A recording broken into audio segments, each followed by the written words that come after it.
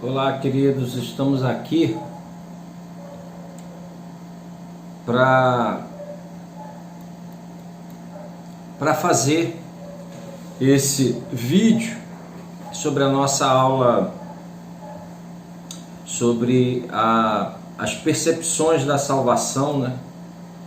Nós vimos semana passada a teologia existencialista, nós vimos semana passada a questão do tempo da salvação. Alguns dizem que já foram salvos, outros que estão sendo salvos, outros que serão salvos.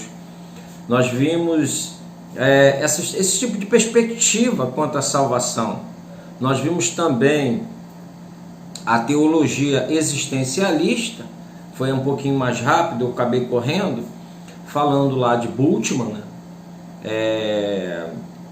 Que acabou abraçando Martin Heidegger, que foi um filósofo existencialista, que acabou desenvolvendo, né? Que na verdade o existencialismo começa com Søren Kierkegaard e Edmundo Rousseau acaba desenvolvendo. Martin Heidegger também abraça, principalmente a questão da existência inautêntica, a existência autêntica. Depois nós vamos ter o próprio Jean-Paul Sartre, né, com uma filosofia existencialista complicada, mas Bultmann a leva para a teologia, assim como outros também acabam levando a teologia existencialista para a maioria, algumas das teologias contemporâneas, né? Nós vimos também a teologia secular, um dos seus maiores precursores, que é meu Deus, acabei esquecendo o nome dele, Dietrich Bonhoeffer, né? Que morreu na Segunda Guerra Mundial. Ele apregoava uma teologia, na verdade uma das ideias dele é que Deus veio treinando a humanidade hoje e ela chega à maturidade. É uma coisa meio kantiana isso, né? Chega à maturidade, não precisa mais da questão religiosa. O homem já sabe tomar decisões em relação a si mesmo, ele já é maduro. Isso me lembra muito Comte, né? Com a sua leitura da humanidade, período teológico, período vamos chamar assim metafísico. O teológico era o período ainda da infância, onde as explicações de tudo eram os deuses, né? Depois nós temos ali o período metafísico, que é o da filosofia, aonde você chega na adolescência e você então começa a fazer perguntas, você começa a tirar suas dúvidas, você começa a ter dúvidas e você então entra no período da razão, é a filosofia. Depois você entra então no período da ciência, que ele denomina de positivismo. O positivismo chega ao Brasil também, né? O lema ordem e progresso tem a sua origem aí no positivismo, já que esse período é um período que a Revolução Francesa havia ocorrido, a Europa está de cabeça para baixo, principalmente a França. Augusto Comte começa a substituir os santos católicos por pensadores, né? Começa a colocar o calendário dos pensadores, e então é uma tentativa de reorganizar a sociedade. É complicado, né? Morreram 17 mil pessoas guilhotinadas na Revolução Industrial, e o grito de guerra era até que todos os soberanos, né, os reis, sejam mortos com a última tripa do padre. Então a coisa foi muito sangrenta, né? Então, gente, tivemos a Revolução Americana, que não teve isso, né? Não teve essas mortes todas. Então nós acabamos entendendo que essa visão é uma visão a qual a sociedade estava bem bagunçada, ainda é reflexo dessas teologias do iluminismo, do racionalismo, do empirismo, dessa era racional, vamos chamar assim. E então você precisa trazer respostas à sociedade com uma teologia que viesse a fazer, vamos chamar assim, como o próprio Friedrich Schleiermacher falava, né? Um cristianismo palatável, que as pessoas pudessem saborear numa era de cientificismo, onde a confiança estava na ciência. Daí veio esses teólogos liberais tentar resolver esse problema, acabando fazendo umas teologias com bases filosóficas, a qual o existencialismo é uma dessas bases, né?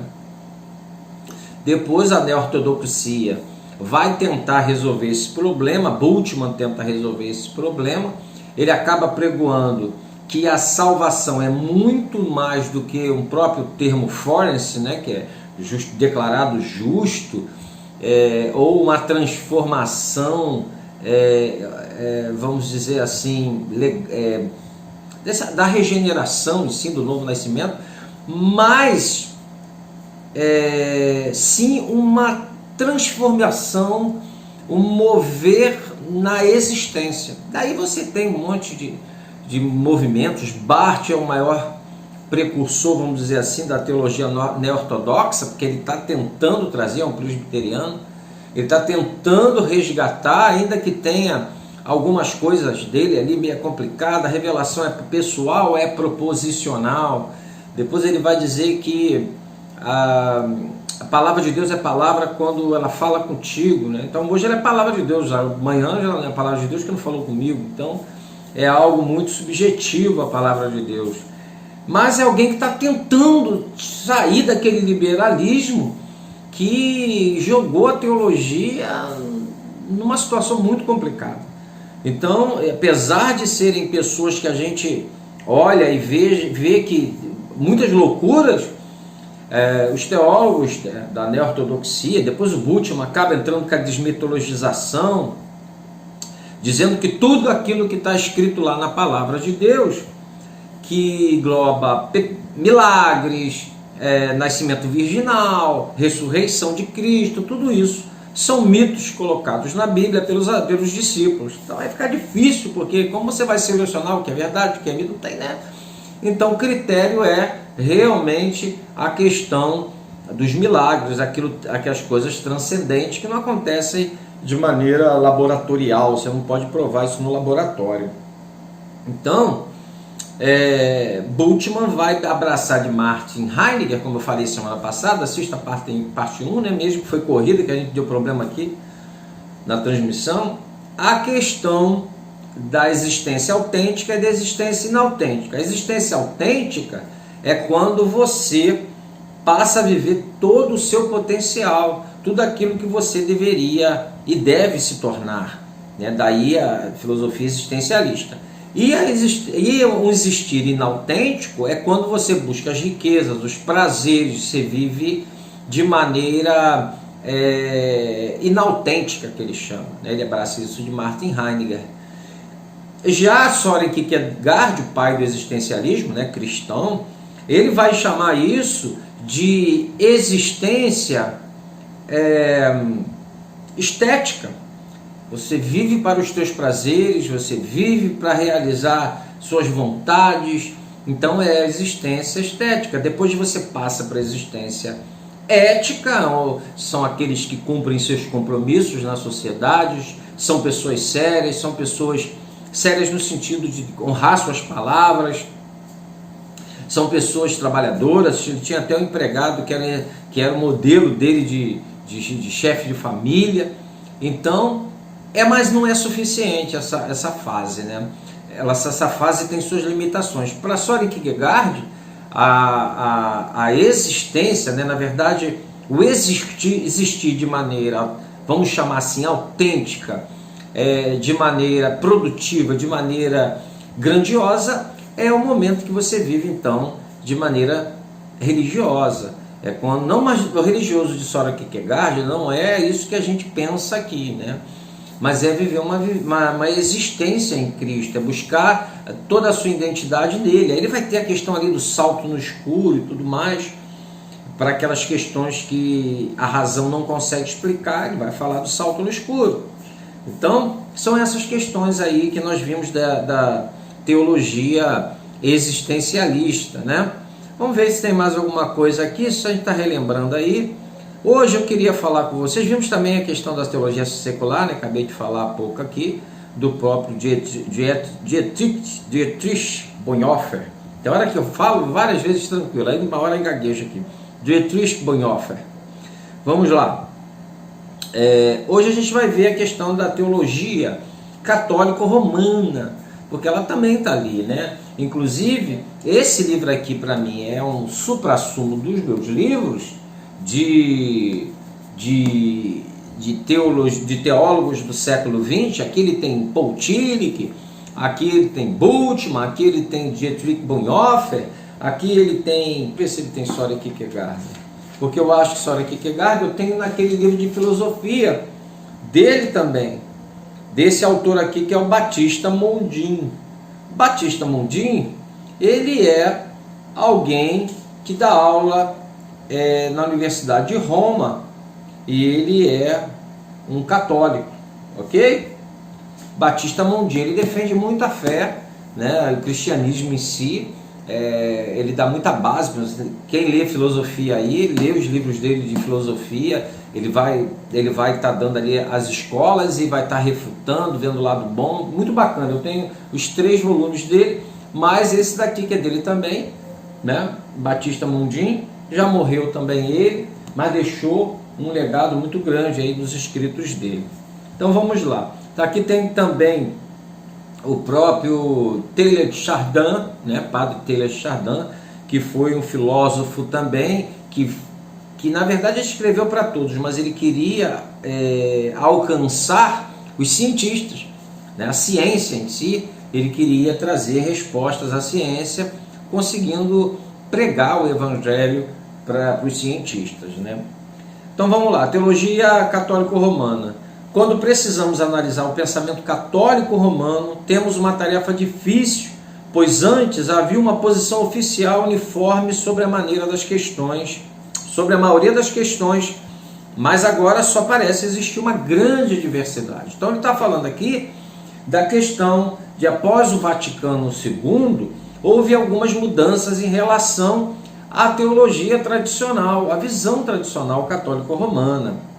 Os padrões doutrinais ou doutrinários oficiais permanecem, mas agora são suplementados, em alguns casos, visivelmente contraditos por declarações posteriores. Entre as declarações posteriores estão as conclusões do Concílio Vaticano II ou II e as opiniões individuais públicas de estudiosos católicos. Então existem muitos estudiosos católicos, teólogos católicos. Yves Conga é um deles, alguém também que escreveu demais da conta. Teilhard de Chardin, já falei dele, né? E outros que a gente vai vendo aqui. A igreja é o único canal da graça de Deus, segundo a posição oficial católica. Só a igreja é um canal oficial da graça de Deus para comunicar a humanidade. E a graça é transmitida por meio dos sacramentos, né? A ceia lá que eles tomam, chamada Eucaristia. E a graça é transmitida por meio dos sacramentos da igreja. Os que estão fora da igreja não podem recebê-la, considerando-se a detentora do privilégio de distribuir a graça divina. Então, para você ser salvo, você tem que estar na igreja, e a graça é comunicada para você mediante os sacramentos. Nós falamos isso um pouquinho semana passada, né? Que ali você está repetindo o sacrifício de Cristo. A Eucaristia é algo muito místico dentro da Igreja Católica, né? A posição tradicional não mudou. Por exemplo, Yves Conga, de fato, defende graus de filiação à Igreja. Por exemplo, apesar da maioria da raça humana não manter ligação alguma com a Igreja visível e oficial, ainda existe algo como uma filiação invisível. Então se começa ali a ter uma abertura, sair da coisa tradicional, que você precisa estar vinculado à igreja e tomando os sacramentos. Aqui já começa a se abrir para aqueles que não estão diretamente ligados à igreja. Ok? O Concílio Vaticano adotou uma posição semelhante à de Congar. O povo de Deus não está limitado à igreja visível e hierárquica, os cardeais, padres e tudo mais. Na prática, o povo de Deus é dividido em 3 categorias, de acordo com o seu grau de envolvimento com a igreja. Então vamos ver essas categorias que tanto Conca quanto o Vaticano II vão então promulgar. Existem os católicos incorporados à igreja, certo? Aqueles que fazem parte, vão à missa, são comungantes, ok? São pessoas que são praticantes da fé católica. Existem aqueles cristãos não católicos ligados à igreja, embora a situação deles não seja tão segura quanto a dos católicos romanos, têm igrejas genuínas e não estão completamente separados de Deus, que somos nós, né? Por exemplo, o próprio Conga, ele estudava, ele foi fazer um curso, né, sobre leitura, sobre leitor, né? E ele então estudava muito sobre eclésia e sobre ecumenismo. E ele estudou muito sobre Martim Lutero e a Reforma Protestante. Então tinha mente aberta, por isso que aqui você já começa a ver uma abertura da igreja, né? Apesar que a gente não está muito seguro não, a gente está, mas estamos lá, ok? Para quem não sabe, se eu não me engano foi 1999 ou 2000, nós já tínhamos, o trabalho aqui já havia começado, a gente está começando, né? Parece que o Papa havia assinado com os luteranos a questão da salvação pela fé, a justificação pela fé. É muito interessante isso. Eu tinha até a matéria, por aí vocês podem procurar no Google, quando ele então se dispõe a entender que a salvação realmente era pela fé em Cristo, a justificação seria pela fé em Cristo. Como os luteranos pregavam, né? Eles têm uma certa aproximação, católicos e luteranos, principalmente depois do Concílio Vaticano II. O terceiro grupo, não cristãos relacionados com a igreja. Então esses, na verdade, não são cristãos, mas são relacionados com a igreja. Então você veja aqui que deu uma abertura bem grande. Você pode observar que, na verdade, eles tomam algumas... Essa visão é um pouco... tem uma inclinação mais das igrejas evangélicas, né? O terceiro grupo inclui as pessoas que Karl Rahner, outro estudioso também, teólogo, Karl Rahner, quando a gente vai fazer na igreja lá na PUC, você vai fazer alguma inscrição para fazer um mestrado lá, um doutorado, cai muito Karl Rahner, né? Então é alguém que você precisa estudar bastante. O terceiro grupo inclui as pessoas que Karl Rahner refere-se como cristãos anônimos. O fato das pessoas estarem fora da igreja católica visível ou qualquer outra igreja cristã não significa que todas elas estejam separadas da graça de Deus. Cristo também morreu por elas e não deveríamos negar essa graça. Então é bem interessante, né? Então a gente começa a entender também uma coisa, que o Vaticano II tem uma resposta ao crescente secularismo, ok? Do século XX, do próprio século XIX, que já estava bem, né? Mas no século XX a coisa está muito grande. Então é uma resposta para uma sociedade secularizada, onde os valores haviam sido totalmente esquecidos, né? A ciência, as descobertas científicas fizeram com que as pessoas parassem de acreditar no transcendente e buscassem aquilo que é imanente, aquilo que resolve o seu problema hoje. Então, é uma resposta também o Vaticano, a questão que vinha do Concílio de Trento, com a questão que na verdade é uma contra-reforma, né? Uma resposta à reforma protestante, e nisso os católicos foram brilhantes, porque o protestantismo cresceu demais, mas eles conseguiram trazer uma resposta brilhante ali ao mundo católico. Então, houve algo muito interessante, porque conforme o Concílio de Trento vai ficando para trás, a reforma também vai ficando para trás, o inimigo começa a ser um inimigo em comum, né, que é o secularismo, que é uma sociedade totalmente longe dos padrões de Deus, uma sociedade divorciada da igreja, de Deus, de tudo mais. Então, nesse momento, a briga não é mais contra protestantes e católicos, mas sim contra aqueles que verdadeiramente estão se secularizando, né? Então, nesse processo todo aqui, as igrejas começam a encontrar uma certa harmonia. Todavia, como eu já falei para vocês, nós estamos aqui estudando a Introdução à Teologia Sistemática do Millard J. Erickson, e ele vai falar dessa dificuldade da gente conseguir caminhar juntos, justamente pela questão da justificação pela fé, porque nem todo mundo concordou. Na própria Igreja Católica existe um problema muito grande.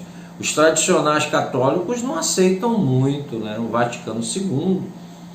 Tem muita gente que não aceita a própria renovação carismática dentro deles. A gente já falou um pouquinho aqui da questão dos carismáticos, que também chegou na Igreja Católica. Então esse livro aqui é do Michael Horton, que é o autor daquela teologia sistemática, Doutrinas da Fé Cristã. Tá caro pra caramba essa teologia, mas dizem que ele talvez até substitua Berkhof, por ser tão abrangente e profundo. Ele escreve esse livro aqui, Evangélicos e Católicos, Michael Horton, pequenininho, e ele mostra aqui a dificuldade de poder caminhar junto, né? Mas há um respeito. Por quê? Porque as duas vertentes do cristianismo se firmaram, né? Uma viu a outra se firmar, se fortalecer, como é que eu vou dizer? A palavra, se confirmar, ok? Segundo ponto, tem havido discussões também quanto à natureza da salvação. Com isso, tem sido dada abertura maior ao conceito de justificação protestante. Olha que legal. Hans Kung, em sua obra sobre teologia de Calbart, ele lê Calbart, né? É um teólogo católico, tem sido fundamental nesse aspecto. No passado, o catolicismo juntava o que os protestantes entendem por justificação e santificação, formando um só conceito, a graça santificadora. Então, no passado, havia essa tendência, né, de unir a justificação com a santificação e chamar de graça santificadora. Kung, entretanto, fala sobre os aspectos objetivos e subjetivos da justificação. O primeiro corresponde aos que os protestantes entendem por justificação. Nesse aspecto, o homem é passivo e Deus é ativo na justificação. O segundo corresponde vagamente ao que os protestantes costumam dizer ou chamar de santificação. Aqui o homem é ativo. Então, o que eles chamam, né, de graça santificadora, unindo a justificação com a santificação, eles fazem essa separação quanto, lendo o próprio Barth, né, a justificação e a santificação protestante. Kung observa que Barth dá ênfase ao primeiro, enquanto o Concílio de Trento dá ênfase ao último. Mesmo assim, não há verdadeiro conflito entre Barth e Trento. Trento é o Concílio de Trento do século XVI, né? Então você observa que para eles aqui é uma tentativa de unir. Olha, a Igreja Católica deu ênfase à santificação e os protestantes deram ênfase à justificação pela fé. Só que os católicos chamavam esses dois de graça santificadora. Então ali ele traz uma leitura do que aconteceu historicamente. Para resumir, nos últimos anos, a Igreja Romana tem sido mais aberta com os de fora. Com os de fora da igreja visível, e com aqueles que não se declaram cristãos, em serem recipientes da graça divina. Então, de alguma forma, eles estão sendo mais abertos com a questão de outras pessoas que não fazem parte da igreja serem recipientes da graça divina. O conceito de salvação romano tornou-se mais abrangente que a concepção tradicional. Em particular, o entendimento atual inclui dimensões que costumam ser associadas ao protestantismo, né? Isso é muito interessante, acaba havendo uma aproximação Vamos lá para a teologia evangélica. Posição evangélica ou ortodoxa tradicional. A gente sabe que na teologia evangélica a ênfase é o quê? No pecado. O pecado original. O homem caiu. E o homem caindo, ele se separou do seu Criador. Ele está alienado do seu Criador. Cara, gente, olha, isso é, meu Deus, para mim é existencial.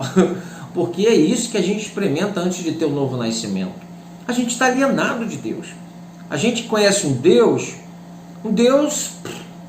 né, transcendente demais para a gente. Talvez nem tão transcendente que nem exista. Então a gente não está exportando em agradar esse Deus, de viver para Ele, se Ele se importa com o meu andar, se eu estou fazendo alguma coisa errada, se eu tenho que fazer algo para agradar Ele. Não tenho dor, mas depois do novo nascimento, olha, é algo espetacular. Quando a gente falha, a gente sente dor. Ontem eu cometi uma falha numa caminhada com um rapaz, ele estava meio alcoolizado, eu falei, sabe, uma besteirinha para ele, que ele já estava parando todo mundo. Depois aquilo me pesou no coração de tal maneira, quase que eu não voltei porque realmente acho que ele nem entenderia o que eu ia falar, mas foi algo que me machucou. Então a gente é sensível às coisas de Deus, né? É algo muito grande. Eu cheguei em casa, pedi perdão a Deus, já vim pedindo na rua, né? Então é isso. O pecado quebrou a relação da gente com Deus, mas quando a gente põe a fé no Senhor Jesus, de verdade, claro que essa graça, a gente entende, nós que somos reformados, entendemos que não brota uma fé em mim e aí eu creio em Deus, né? Será que essa fé que brotou em mim não é fruto do que eu vivo socialmente? Ela não foi construída? Tá, pode acontecer, e é até bom que aconteça, mas não é isso que aconteceu. Na verdade, essa fé, ela é um dom de Deus. Pela graça sois salvos mediante a fé. E isso não vem de vós, é um dom de Deus. E para que nós venhamos a crer e ter essa fé, a gente precisa receber primeiro o novo coração. A palavra do Senhor vai dizer em Jeremias 31:31, Ezequiel 36, vai dizer que eis que dias virão, né, que tirarei o coração de pedra e colocarei o coração de carne para que andes nos meus caminhos. Sabe? Escreverei dentro do coração de vocês a minha lei, não mais em tábuas feitas pelas mãos humanas. E se repete lá em Hebreus capítulo 8. Então, gente, essa é a nova aliança. Deus tira o coração de pedra, coloca o coração de carne, e aí quando o evangelho vem, as garras da fé, né, por termos ganho um coração novo, já abarca o conteúdo da revelação, porque a fé vem pelo ouvir a palavra de Deus. Mas todo mundo que ouve a palavra de Deus tem a fé salvadora? Não tem. Então precisa ter um novo coração. É a parábola do semeador que vai falar do coração, aquele coração que uma semente caiu na beira do caminho, outra caiu no solo rochoso, outra no meio do espeto, cai em boa terra. Quem preparou essa boa terra? Né? É o coração novo, que está pronto para receber a divina semente. Louvado seja o nome do Senhor por isso. Então a teologia evangélica pregou a isso. Claro, nós temos aí nossos irmãos arminianos que não crê dessa forma, e são irmãos, nós amamos e beleza, ok? Eles creem que Deus sim predestina, Deus já sabe aqueles que serão salvos, né? Todavia, Ele dá a graça para todos, mas você precisa colocar fé em ação, você precisa abraçar pela fé. Essa graça que Deus dá a todos não é uma graça resistível, você resiste a ela. Essa é a teologia arminiana, a gente respeita, tranquilo. A reformada crê que é irresistível. São as 5 pontos, ok? Então, isso se torna algo que é muito claro dentro da teologia evangélica. A gente entende essa justificação assim, esse novo nascimento, a regeneração precisa acontecer. O pecado quebrou meu relacionamento também com o meu próximo, quebrou meu relacionamento, comigo. Quebrou meu relacionamento com Deus, quebrou meu relacionamento comigo mesmo.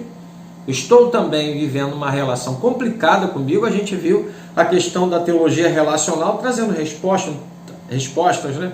O teísmo aberto, Deus se esvazia da sua soberania, Ele então está junto conosco, criando o futuro. Então Ele não sabe o que aconteceu ou o que vai acontecer amanhã. O tsunami foi uma surpresa para ele, a pandemia também foi uma surpresa para ele. Então essa é a resposta da teologia relacional, texto aberto, ok? Vamos lá? O pecado também quebrou meu relacionamento, falei que quebrou comigo, né? Quebrou com a sociedade, quebrou com o meu próximo, aí entra a teologia relacional. Mas também nós vimos que, até mesmo na questão tipos de salvação, a questão da teologia da América Latina, a teologia da libertação, onde você é salvo não é algo que acontece internamente com você, nem psicologicamente. Você é salvo quando a estrutura é salva, né? Daí você vem aí os conceitos do marxismo, que é de superestrutura e infraestrutura. Então, para eles, a questão da superestrutura, ela é simplesmente as consequências da infraestrutura. Então precisa se mexer nisso. Então, trabalhando em tudo isso aí, você vai criar a salvação. Beleza? Então vamos continuar. A necessidade da regeneração do coração e da justificação mediante a fé.